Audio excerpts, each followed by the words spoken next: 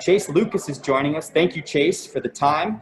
We'll still use the raise hand function on this. And Trevor, you are our first question. Hey, Chase, good to see you. I know at the end of last year when you decided to come back that one of the big reasons was your leadership and the opportunities that you could provide for the younger guys, and obviously a weird offseason. Just what was your approach the last couple months getting ready for this moment and where you're at right now? Really, I just been locked in, man, honestly, on and off the field. Like you said, I really wanted to come back and just be like a leadership role to the team, to the younger guys, and also I feel like I could improve my game. So these past couple months, man, I just been real locked in on my technique and, getting bigger for the season and then just helping out the young guys, like you said. Jesse. Hey, Chase. So just the new defensive scheme, what do you like about it? What's different? I mean, I don't want to give too much away on the defense because we got USC coming up. So, but all I can say is I love it, man. I love the things that are transpiring with Marvin Lewis and Antonio Pierce as the defensive coordinators, and a bunch of guys like Jack Jones. He's taking everything really, really serious, and a bunch of the younger guys and Shari Crosswell and AP's son DeAndre. He's doing amazing, and like I said, man, we just ready to roll with this new defense. Michelle. Chase, wanted to know what it's been like working with Jack and watching his growth and development since he's come to this school.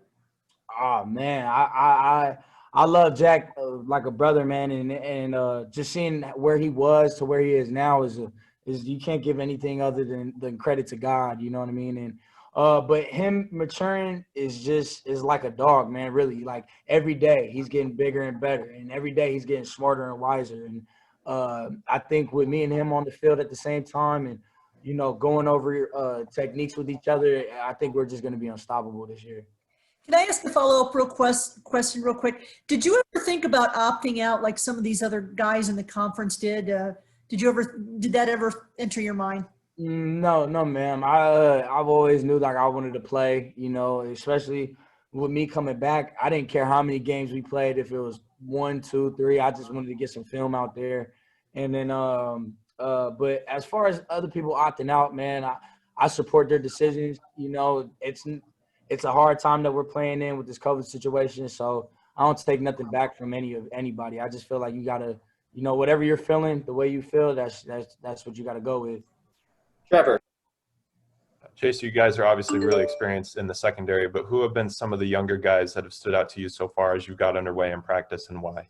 Oh man, Ed and Mason, TD, he's doing a fantastic job.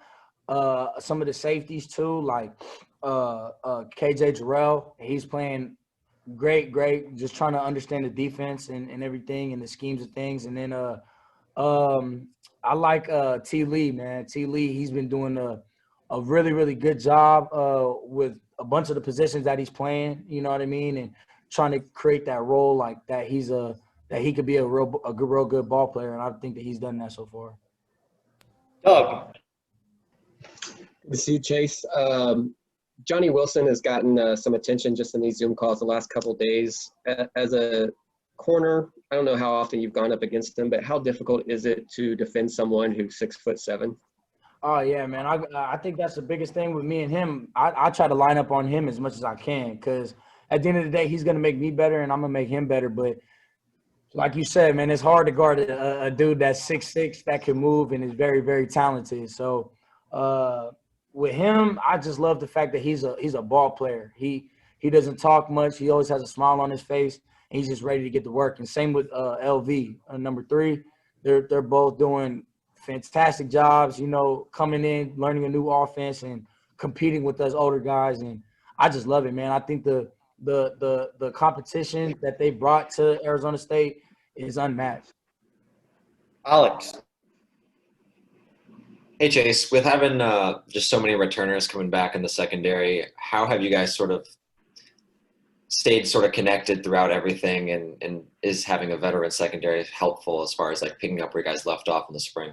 Yeah, I've been here, I've been here for 5 years. I've started for the past 4 years, man, and I feel like every year I keep hearing like, oh, you got more experience. You got more experience. It's like this year I feel is way different with people that didn't even play here. Like I was talking about T. Lee, Jack only being here 1 year, DeAndre coming in.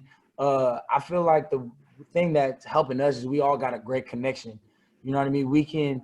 I can get on a younger guy and he's not going to say anything back to me. He's just going to say, yes, sir. And vice versa. If he sees something in my game, I'm going to just take it with a grain of salt, keep going. You know what I mean? And I feel like that's the level of respect that we have in the room. And then when you got a great ball coach like C. Hawk, man, it's just that's the bread and butter. You know what I mean? We just all have a great connection, all have a great relationship. And I think that's going to transpire to making big plays on the field. Bull. Hey, Chase. So in the spring, you said you were working on being more vocal at practice. I was just wondering if there's anything that stood out to you over these past few days that caused you to speak up. Oh, yeah, man. Well, with me, like I said, I've been here longer. You know, I had a head coach that was very, very strict in Todd Graham and didn't let a lot of things, you know, just go underneath the rug. And so, like, with me, I just needed to tell, like, the young guys and some of the dudes that weren't taking it that serious, like, man, look, like, you might not be taking this seriously, but the guy right next to you is, you know what I mean? And if you're not going to put your 100% effort into your man and just being late and all that, we don't need you here. So that's like the main thing that like, I like to lead by example, but when I start seeing things that are going wrong in the culture and wrong in the football stadium, I got to correct it. And I feel like I haven't had to do that. You know what I mean? I had to say something a couple times, and I think that's a great thing about our football team. You only got to say it once, and everybody else just falls in line. Jacob. Chase, as somebody who's been here for quite some time already, and you've had the opportunity to observe different offenses that have come through ASU and to practice against them, what stands out to you about Zach Hill's offense, and what have you noticed about the personnel that he has to work with as a defender going up against them? Man, that's a great question. I absolutely love Zach Hill's offense. Hands down, probably one of the hardest, trickiest, but most simple offense that I've gone against. And the one thing that I really love about it is that they got a whole bunch of weapons. And then you got a quarterback like J5 at the helm. It's really it's gonna be a good 6 games. That's all I can say. I don't know too much. I can't really spill too much about it, but I just know that, you know, this year your guys' heads are going to be turning with Frank Darby on the deep balls and the intermediate routes, with Chip getting the ball in the running back position and JD throwing dimes. I just think that it's going to be a real good year for us. Trevor. Chase, in the spring, you called Coach Hawkins like a bigger brother to you guys. I'm just curious, in the last couple of months, as you've gotten to be in more meetings with him and just be around him more, what's his style like as opposed to previous position coaches you've had? I take my answer back. I don't even look at him as a big brother. I look at him as like a coach that I've been with my whole life. You know what I mean? Me and him have a really great, bold connection. And, you know, with him playing with Jack Jones in the secondary at USC, it's the same thing. You know what I mean? And the one thing I was really shocked with Coach Hawk was that he knew everything. You know what I mean? All defenses, from the safeties down to the nose tackles, he knew every position. So with me and him getting together and talking after practice, calling each other every day, texting each other, he's just making me better, man. And I'm not gonna lie, I think he's making the whole defense as a unit better. Jesse. So Jacob kind of already asked about this, but yesterday I talked to Ricky Pearsall, and he said that, you know, guys have been coming up to him in the locker room and just saying, like, man, that I hate y'all's offense. Like, it's super difficult to cover. How much of a problem do you think that the offense will be, you know, to opposing defenses? They're gonna be a problem. It's gonna be a problem, man, because they're giving us problems, but we're giving them problems too. So, and I think that's gonna be the best thing. Like, they're not gonna see a defense like ours, and I'm hopefully we don't see no offense like them, because, like they said, like, it's hard to cover something where you're constantly moving. You know what I mean? Shifting, looking at things differently, trying to dirty secondary eyes. And that's a game that you got to play with the receiver and the quarterback. So I feel like, man, like I said, they're gonna do big things, and especially with the addition of Chip, LV, and Johnny. You know, it just looks like the sky's the limit. Gabe. Chase, you guys were one of the better teams in the country last year in terms of forcing turnovers. What, with a different scheme, has to be repeated to have the same kind of success in that regard? I honestly just think it's a mindset. You know what I mean? I feel like last year we all just came in like, man, you know, we haven't really played together, but we're gonna get the ball. You know what I mean? And now, whereas it is to this defense and to our coaches and to us, like it's like, man, now we've been playing together. We know everybody's play styles. Now it's just time to go get the ball and do it with efficiency and just keep doing it consistently. And so, like I said, man, Marv and Coach AP, they're doing man, everything right.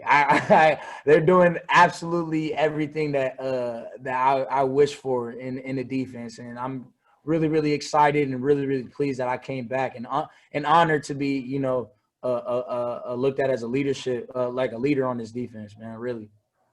Alex. Hey Chase, so Chad Johnson the other day like tweeted out a picture, I think, or a video of you guys hugging. What sort of led to that, and what was that moment like? Oh man, man, you know, Chad, man, he's a competitor at all phases. You know, whether it be golf, whether it be you know, thumb war, it doesn't matter. So, you know, him being who he was messaging on Twitter, you know, saying like, oh, he wish he could come get reps with us on one-on-ones and all that. So I messaged him. I'm like, man, look, whenever you get some time, you know what I mean, bring them gold cleats, come outside, and you know, we can get the one-on-ones. And he loved it, man. He loved the type of swagger and all the type of confidence that me and Jack played with. So, you know, when he came out, he came up, he was like, I'm gonna be on you all day, 24. I'm like, who is this? I look over and it's, you know, it's one of the greatest wide receivers in my opinion to play the game. And, you know, it was cool to just have that moment with him, get a big hug from him, get some information from him, and, you know, just really for him to say that he loved the way I played, it meant a lot to me. So I just feel like I need to keep buckling down and just make him proud, you know, and just keep going. All right, 3 more questions. Doug. Chase, you mentioned Jaden a few minutes ago. What's been the biggest change you've noticed in him just from last year to this year? Oh man, that's a good question. Honestly, man, last year I just saw a kid that just wanted it. You know, he was a ball player. The dude knew what he was doing at all phases. Now I see a ball player that wants to get he just doesn't only just want it. He wants that number 1 pick. So with him, Zach Hill, and you got a head coach like Herm, man, dog, he's going to be a real big problem. I don't know why people think Slovis is better than him. I don't know why people think anybody in the country is better than him. He's a good player, man. And I think with the type of confidence that he has and with the type of weapons that he has, you guys are going to be seeing him on the AP All-American list, man, for sure. Trevor. Chase, both you and Jack were very candid in the spring how you wanted to be the best DBs in the Pac-12 this year. And obviously talent has been there for you guys. You've been through it. And just considering your individual experiences and what has brought you to this point, how much is there a sense of urgency with you guys just about setting the tone and doing what you have to do to get prepared for this season and then what's in the future ahead for both of you? Man, every day. That's everyday thing, man. That's if I gotta call him early in the morning, if he gotta call me, we're constantly calling each other, constantly going over film with each other. I can't even tell you how many times that we had had to go over things after practice because we wanted to get everything in such a good spot for each other. You know what I mean? And I think, going forward, it's just like the more consistent that we are, the more that we can see things and with our peripheral, seeing 1 to 2, 2 to 1, the quarterback, I think the better that me and him are going to be. And I told him, I said, man, look, if you keep your side locked down, I keep my side locked down, we're going to see each other in the top, top 10, top 15 in the first round. So I'm just, man, like I said, I'm excited for myself, but I'm really, really excited to see what Zero's going to do this year, man. He's a great ball player. He got great instincts, and I can't just help but praise him because he's helped elevate my game 100-fold. Last question, Jacob. Chase, that's a good segue into my question here, and that is, what are your expectations for yourself and for the defense for this year? Where do you want to see yourself, and kind of what do you think the group should be able to achieve this year?